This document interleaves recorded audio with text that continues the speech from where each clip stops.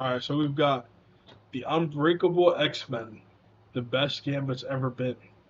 What's going on, guys? Hey, and I don't know about y'all, but Gambit is up there when it comes to characters that I favor. Gambit's definitely up there. So let's see what it is. This is Rob, and we are back with Age of Revelation and Rogue fighting Galactus. So, one of the things that I want to specify, and it was a question that a lot of you guys seem to have, Age of Revelation, the X-Men event right now, is not taking place in the present day. This takes place in the future. Now, it takes place at various points in the future. For example, this story starts off 7 years in the future, but then continues on to 9 and 10 years in the future. So, I just want to kind of specify that ahead of time. But what this does is it picks up with Rogue, and she just says, he's coming, right? And he's coming right for us. And then at that point, you switch over to a handful of different mutants. Dome, Temper, Ransom. And going through these guys, Temper is actually a girl named Edie, and she's been around since 2010, I think. She was created by Matt Fraction. Basically, she manipulates temperature, hence the reason why she has the code name Temper. But she just says, right, why target us, Rogue? Why not the Avengers, or whatever the hell is left of the Fantastic Four these days? And Ransom responds and says he's not after us, Temper. He must want Shavarik. Now, we'll talk about who Shavarik is here in a minute, because it goes into this really dope story called The Dark Artery. It was like Gail Simone's Southern Gothic horror story. It's a critically celebrated story. Everyone loves it. Like, it's a phenomenal story. We should cover it. But to focus on Ransom for a second, he's kind of like Gail Simone's modern day version of Sebastian Shaw meets Bishop, in the sense that much like Sebastian Shaw, Ransom can absorb basically kinetic energy and then turn it into physical strength. But that will likely change and expand over time, and he'll likely end up becoming a blend between Sebastian Shaw and Bishop, where instead of it just being kinetic energy, or literally punches, bullets, things like that, he'll be able to absorb energy itself and then turn that into a form of energy that he can fire back or heal himself or any number of things. Only time will tell if that's going to be the case. But Spider-Girl chimes in and says, like, we can't let him have her, right? Like, didn't you say that she has the power to enslave the world, right? And then she addresses Dome, and she says, I think this is your call, right? You're the last of the St. Juniors. It's your house. Now, Dome is a mutant with the ability to quite literally create force fields, hence her name. And she just says, like, I cannot look at him all at once, right? I don't know what to do, Spider-Girl. I really don't. And so that's where Rogue looks over at Gambit, and she just says, like, Remy, are you still with us? And he's like, yes. And this is kind of an important moment here, because for a lot of these guys who are around, even including Edie, a mutant who's been around for a little while, they don't really have the experience that Rogue and Gambit have, because Rogue and Gambit have been around for a very long time. They've taken all comers, and they've faced off against any variety of villains who are out there. And so that's why when a lot of these young kids are confronted with Galactus, they're paralyzed with fear here. And it's one of these things that's kind of crazy. Nah, yeah, Galactus is cold, bruh. Like, yeah. Besides Marvel making him like pretty much get folded, he is cold. He's up there, man. So I'd be fear stricken too. Because they don't quite know how to handle it. And so Rogue says, right, I've seen Galactus before a few times. It's a miserable experience being paralyzed with fear.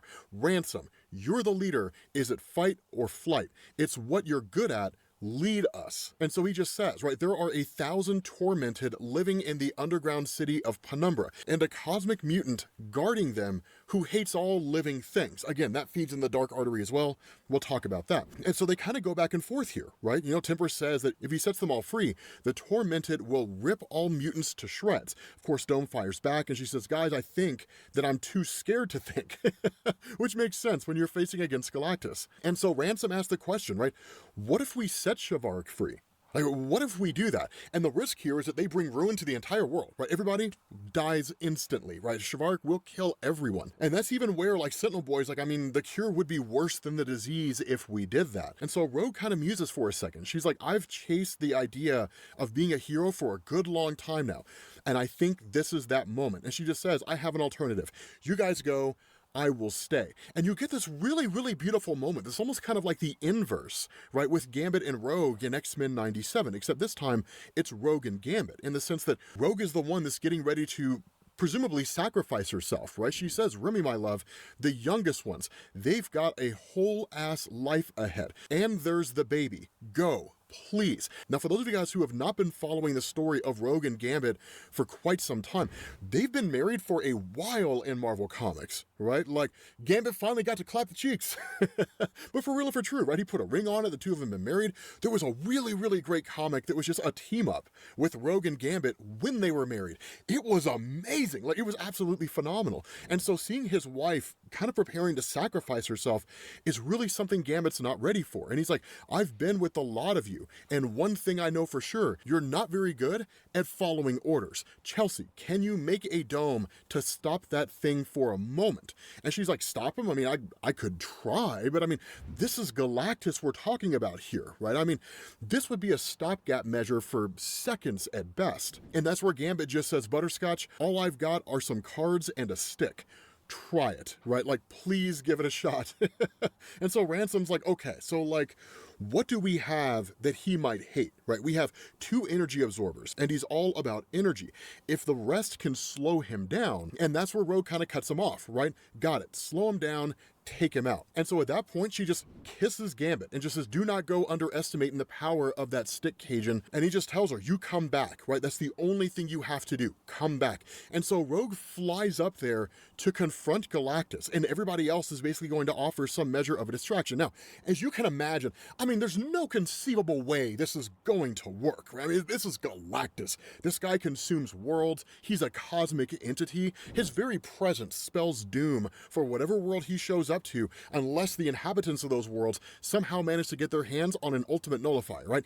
When Galactus shows up, you die, and that's just the way that it is. And so Rogue just says, right, he's ignoring me, like I'm not even here, or like it doesn't matter that I'm here. What is it that he wants? And then he speaks to her and says, I seek a new herald. And she's just like, holy crap, right? Like, it's talking to me. And she's like, do you mean Shavaric? And he says, no, not the mouth of darkness. Her. I will have her. And he points to Dome, and he just says, do not resist. Here she is nothing. As my herald, the universe is hers. And Rogue is just like, not a chance. Like, she's not nothing now, and she's never been nothing. And so in that moment, Rogue touches Galactus. And for the first time in Marvel Comics, this is huge. It's a very easy moment to overlook, but when you know Rogue's history, you know how big it is. We have never seen Rogue touch a cosmic entity like this and absorb their power. That's never happened, right? Like, the closest you ever got to something like this was Rogue touching the Hecatomb, right, from the Shi'ar Empire, and absorbing something like, what was it, like 8 billion minds at once, and it just sent her into a catatonic state, right, something like that. That's the closest you ever got, right? But she says, here's what he doesn't know. At least I don't think. I've been getting stronger as I age. The reverse of entropy, I guess. I always hold a little something back. Not this time. I've been lucky, but I know that I'm not going to survive this. I'm sorry, Remy. I am sorry. And Rogue dies, right? It's just like, in that moment, she touches him. And like, that's the end of Rogue, or at least it seems to be the case. Because at that moment, there's just kind of huge explosion of energy of sorts, right? And Gambit's looking around, checking to make sure that all the younger kids are okay. And then he's just told, Good writing. Good writing. That's all I can say. Good writing. by Ransom, right? Like, do not turn around, do not look. But Gambit does, and he sees something that we don't immediately get. Instead, what he says here is, he says, she's gone, and she left that reminder, and every day since, I just about wanted to die. And I don't mean it like a poet. You need to understand that. Everyone came for the wake. Of course they did. It was for Anna Marie. With me, my eyesight started to go sour, and people came to visit less. I guess I went sour too. And I know that I'm no fit company. I want to laugh. I want to be Gambit again.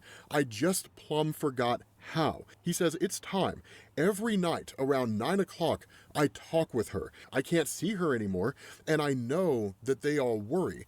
But even 3 years later, it's the only time I feel less broken. And so he looks out the window, and there's Rogue, literally in the form of Galactus, as just a giant stone figure, essentially sacrificing her life to save everybody. And he says, my beautiful wife that I cannot see anymore, my once in a lifetime passion that I cannot touch. I am forgetting what her laughter sounded like. She stands here, unmoving and unmovable, a 60-foot tall statue in my backyard. No heartbeat, no brain activity. She's dead. I know that, but she also is still here. Friends told me to move on, and I asked them, how? Like, it's tragic. It's crushing. Like, it's one thing to like look at the history of Gambit and Rogue and just be like, okay, so like clearly Rogue's the girl that Gambit is always chasing, and there's kind of like the cat and mouse game, and like throughout the entirety of the 80s and the 90s, and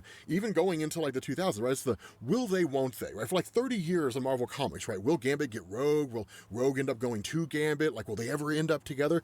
And they finally did. And it's not until you start to experience that history in its totality, right? Reading the X-Men comics from the introduction of Gambit all the way up to when he and Rogue got married, that you realize how much love was there. And like that, in the blink of an eye, she's gone forever. And it's just this crushing feeling for Gambit, because he says, I miss her, but I find it helps if I talk to her, right?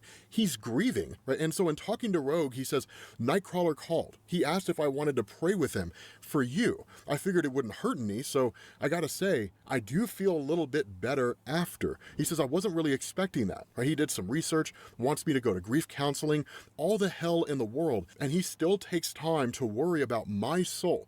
We're still getting cards and letters. People grateful that you stopped Galactus. From all over the world, people are sending these cards and letters. You're remembered. It's the only thing that keeps me going some days. On my blackest days, I'd wish we'd never met. I'd be alone, but I wouldn't have this hole inside of me. And he says, someday, maybe soon, right? Talking about the idea of joining her. And there's truth to that statement, right? Sometimes there are instances where you lose a love that means so much to you that the statement, it is better to have loved and lost than to have never loved at all, has no meaning. It is not even the slightest bit true. It just gets transformed into this platitude, right? A thing that people just say in order to kind of help you feel better and to make themselves feel better about at least trying to do something to help you feel better. But like in the case of Gambit and Rogue, in his mind, right, if he had never met her, he wouldn't feel this pain. But the other side of that coin, and it's the side that grief oftentimes prevents you from believing, it's the fact that there were so many beautiful moments between the time you met them and the moment they died. You had every wonderful moment in the world, right? The highest highs and the lowest lows. It's just because of the depression that comes with grief, focusing on the lowest lows is all you really tend to focus on. And so Gambit continues on. He says, I don't say the darkest thing, not out loud, that I'm just waiting for a day when I can lay my burden down and I can stop running against the wind. That blessed day when we're together again. I'm so tired, darling wife. I feel like I'm at the bottom of the ocean somehow. It is so emotional. This is why Gail Simone is such a phenomenal writer for the X-Men line. Damn, Brian, you just can't help but feel sorry for him. Deadpool breaking the fourth wall, for example. Like, you could thank Gail Simone alongside Christopher Priest for picking that up after Joe Kelly when he did it a couple times in the old Deadpool comics. But Gail Simone has been around for a long time, and she still got it, man. And so it's one of these things where at that point, you switch to Atlantis, right near the Western Continental Shelf, and you just have these two Atlanteans. Now, we do get some context about what's going on in the world right now, because for those of you guys who haven't necessarily been following all of this, one of the big things that's taken place during Age of Revelation is that, as we mentioned in the previous video, that Douglas Ramsey, Cypher, had basically unleashed a virus onto the world that is not only functioning akin to the legacy virus, right, where it basically turns humans into monsters, it kills some humans, it activates powers in mutants, it kills some mutants, it's terraforming the planet as a whole. So it's a pretty bleak future for the entirety of Earth. But one of the things we're also learning here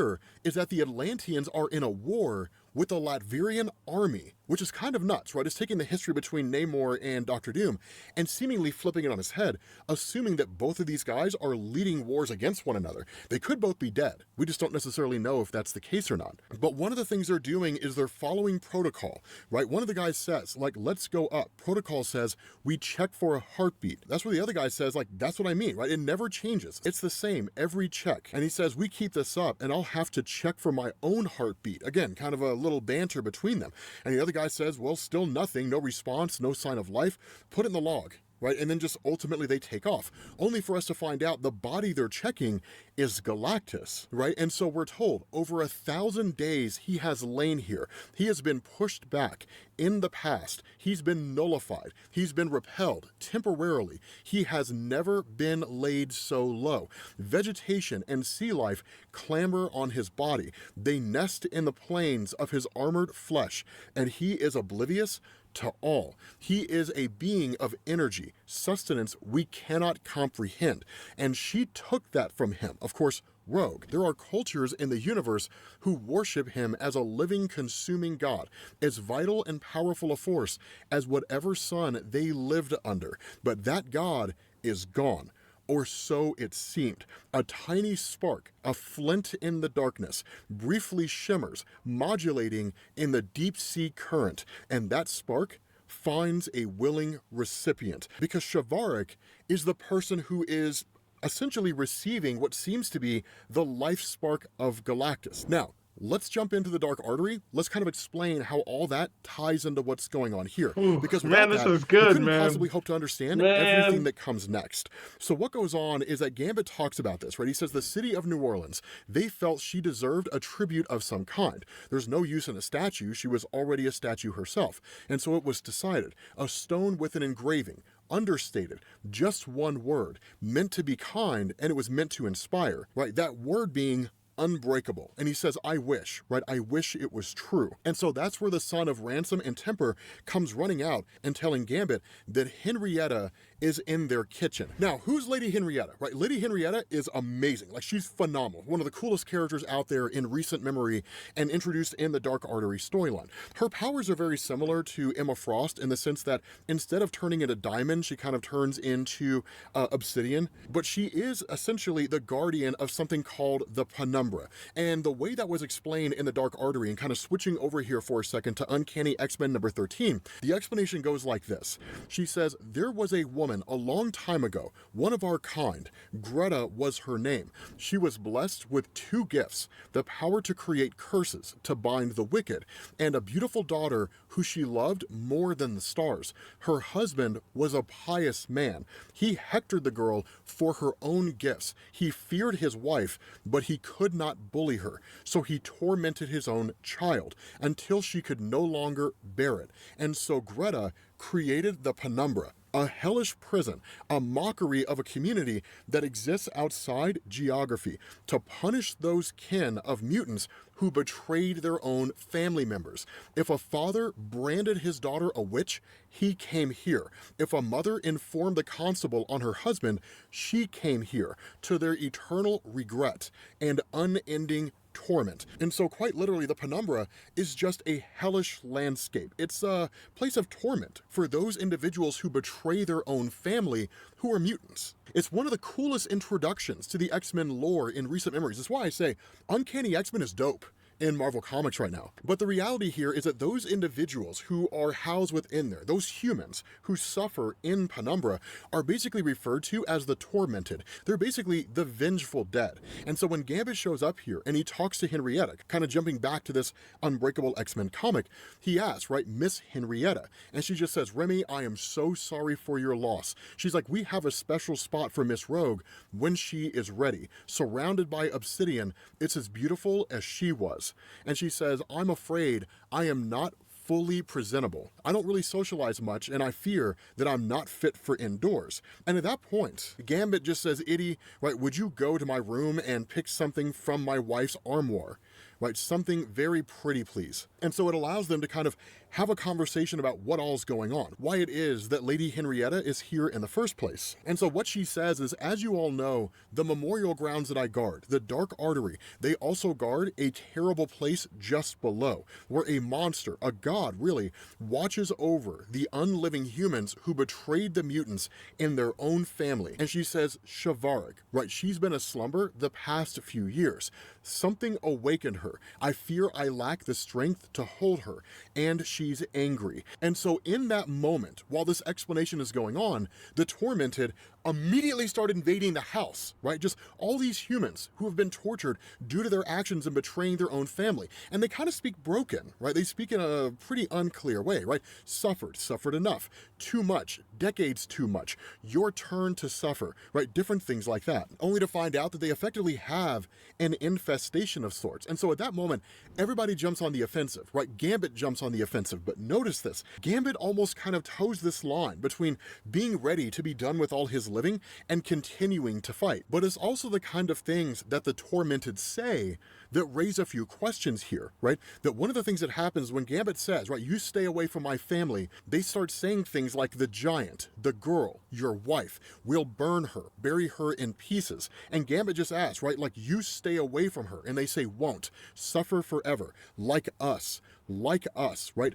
Already doing it. So it's this idea, right, that Gail Simone kind of seems to be throwing out there that while Rogue's physical form is essentially dead, she's being tortured down in the penumbra. That's one way to interpret this. It could also be that there was some kind of betrayal on Rogue's behalf. Now we know that her family kind of betrayed her when it turned out that she was a mutant, so there were all kinds of issues that went on with her history that developed trust problems and things like that.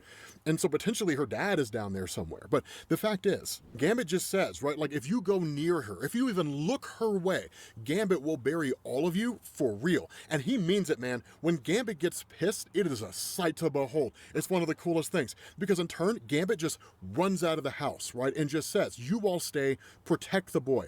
I have to go, and I have to be with her. And they just tell him, right, like there's too many, right? You can't run out there, like they're all going to kill you. But Gambit says, right, I heard them crawling in the dirt. Only Gambit knows something that they don't seem to realize. And he says, hey, Deadens, we're outside now, and you all can go straight back to hell. Because Gambit wasn't running out there in order to, like, get himself killed.